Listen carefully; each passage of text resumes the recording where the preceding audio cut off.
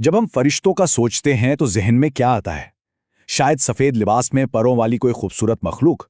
لیکن اسلام میں فرشتوں کا جو تصور ہے وہ اس سے کہیں زیادہ وسیع، کہیں زیادہ طاقتور اور کہنا چاہیے کہ کائناتی ہے۔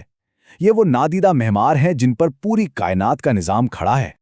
یہ ایک بات پورے تصور کو ہی بدل کر رکھ دیتی ہے نا، کہ فرشتے صرف خاموش تماشائی یا کوئی پیغام لانے والے نہیں ہیں، بلکہ وہ ایک ایکٹیو، ایک طاقتور فوج ہیں جو ہر لمحہ، ہر سیکنڈ اللہ کے حکم سے اس کائنات کو چلا رہی ہے۔ دیکھیے، اسلامی عقیدے کا ایک بہت اہم حصہ غیب پر ایمان لانا ہے، یعنی اس حقیقت کو ماننا جو ہمارے حواس، ہماری نظر، ہمارے کانوں کی پہنچ سے باہر ہیں۔ یہ ایک ایسی دنیا ہے جو اربوں خربوں مخلوقات سے بھری پڑی ہے۔ وہ ہر وقت ہمارے آس پاس ہی ہیں، لیکن ہم انہیں دیکھ نہیں سکتے۔ تو آخر فرشتہ ہے کیا چیز؟ سیدھے الفاظ میں نور سے بنی ایک مخلوق۔ انسانوں کی طرح انہیں کھانے، پینے یا سونے کی کوئی ضرورت نہیں۔ ان کی توانائی، ان کی زندگی کا مقصد ہی اللہ کی حمد و ثنا کرنا ہے، اور اسی سے ان کا وجود قائم رہتا ہے۔ اور یہ معاملہ صرف عبادت تک ہی نہیں رکتا۔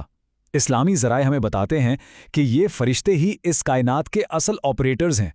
بارش کے ایک ایک قطرے سے لے کر کہکشاؤں کی گردش تک ہر چیز ایک فرشتے کے سپرد ہے، جو اس پورے سسٹم کو بالکل پرفیکٹ طریقے سے چلا رہا ہے۔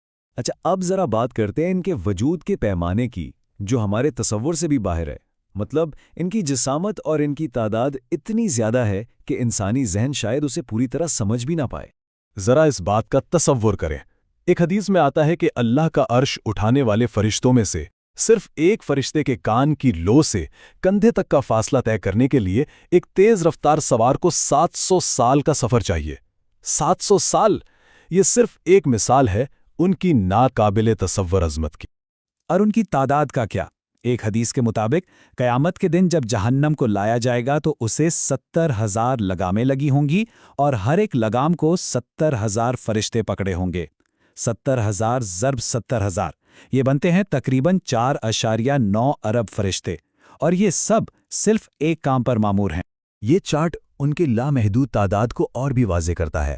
آسمانوں پر ایک عبادت گاہ ہے بیت المعمور، وہاں ہر روز 70,000 نئے فرشتے عبادت کے لیے داخل ہوتے ہیں، اور جو ایک بار آ گیا اس کی باری قیامت تک دوبارہ نہیں آتی۔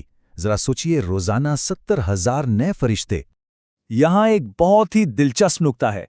آج سائنس ورم ہولز جیسے نظریات پر بات کر رہی ہے، یعنی ایسے شارٹ کٹس جہاں ٹائم اور سپیس سکھڑ جاتے ہیں۔ 1400 سال پرانی اسلامی نصوص میں فرشتوں کے لیے بالکل ایسے ہی مخصوص آسمانی راستوں کا ذکر ملتا ہے، جہاں فاصلے اور وقت ان کے لیے کوئی معنی نہیں رکھتے۔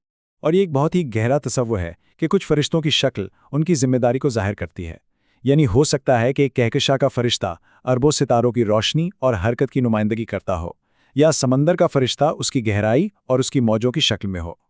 اچھا، اب اس وسیع کائناتی منظرنامے سے نکل کر ہر انسان کی زندگی میں فرشتوں کے انتہائی قریبی اور ذاتی کردار پر بات کرتے ہیں۔ اسلامی تعلیمات کے مطابق کوئی بھی شخص کبھی بھی اکیلا نہیں ہوتا۔ ہر لمحہ اس کے ساتھ کم از کم 8 فرشتے موجود ہوتے ہیں۔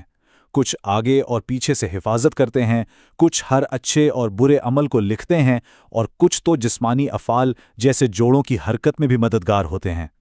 اور یہ جو ریکارڈنگ کا عمل ہے نا، اس میں بھی اللہ کی رحمت کی ایک جھلک ہے۔ جب کوئی برا کام ہو جاتا ہے تو بائیں کندھے پر موجود فرشتہ فوراً نہیں لکھتا، وہ 7 گھنٹے انتظار کرتا ہے، اس امید میں کہ شاید انسان توبہ کر لے۔ اگر توبہ ہو جائے تو کچھ نہیں لکھا جاتا، اور اگر نہ ہو تب بھی صرف ایک ہی گناہ درج ہوتا ہے۔ چلیے اب انسان کی زندگی کے سفر کو دیکھتے ہیں، پیدائش سے لے کر قبر تک، جس کے ہر اہم موڑ پر فرشتوں کی موجودگی ایک حقیقت ہے۔ یہ ٹائم لائن سمجھے اس پورے سفر کا ایک خلاصہ ہے۔ ماں کے پیٹ میں تقدیر لکھنے سے لے کر پوری زندگی حفاظت اور اعمال لکھنے تک، پھر موت کے وقت روح قبض کرنے اور آخر میں قبر میں سوال و جواب تک، ہر مرحلے پر فرشتے اپنا کردار ادا کرتے ہیں۔ اب ذرا خاص طور پر زندگی کے آخری لمحات پر بات کرتے ہیں۔ یہ وہ وقت ہے جب غیب کے پردے ہٹنا شروع ہوتے ہیں اور انسان کا فرشتوں سے پہلا براہ راست سامنا ہوتا ہے۔ حدیث میں موت کے 2 بالکل مختلف تجربات کا ذکر ملتا ہے۔ مومن کی روح کے لیے رحمت کے فرشتے آتے ہیں، روشن چہروں اور بہترین خوشبو کے ساتھ، اور روح آسانی سے نکل جاتی ہے۔ جبکہ نافرمان کی روح کے لیے عذاب کے فرشتے آتے ہیں، اور روح کو بڑی سختی سے کھینچا جاتا ہے۔ موت کے بعد قبر میں 2 فرشتے منکر اور نکیر آتے ہیں اور ہر انسان سے یہ 3 بنیادی سوالات کرتے ہیں۔ تمہارا رب کون ہے؟ تمہارا دین کیا ہے اور تمہارے نبی کون ہیں؟ اور ان سوالوں کا جواب زبان نہیں بلکہ پوری زندگی کے اعمال دیتے ہیں۔ تو خلاصہ یہ ہے کہ فرشتوں کا وجود کائنات کی وسعتوں سے لے کر ہماری اپنی ذات کی گہرائیوں تک پھیلا ہوا ہے۔ وہ کائناتی قوتیں بھی ہیں اور ہمارے اعمال کے گواہ بھی۔ ان کی موجودگی ہر جگہ، ہر لمحہ ایک مستقل حقیقت ہے۔ اور آخر میں یہ ایک سوال، اس علم کے ساتھ جینے کا کیا مطلب ہے کہ کوئی بھی لمحہ تنہا نہیں گزرا، کہ ہر عمل، ہر نیت اور ہر سانس نادیدہ محافظوں اور گواہوں کی موجودگی میں ہے؟ یہ احساس زندگی کو کیسے بدل سکتا ہے؟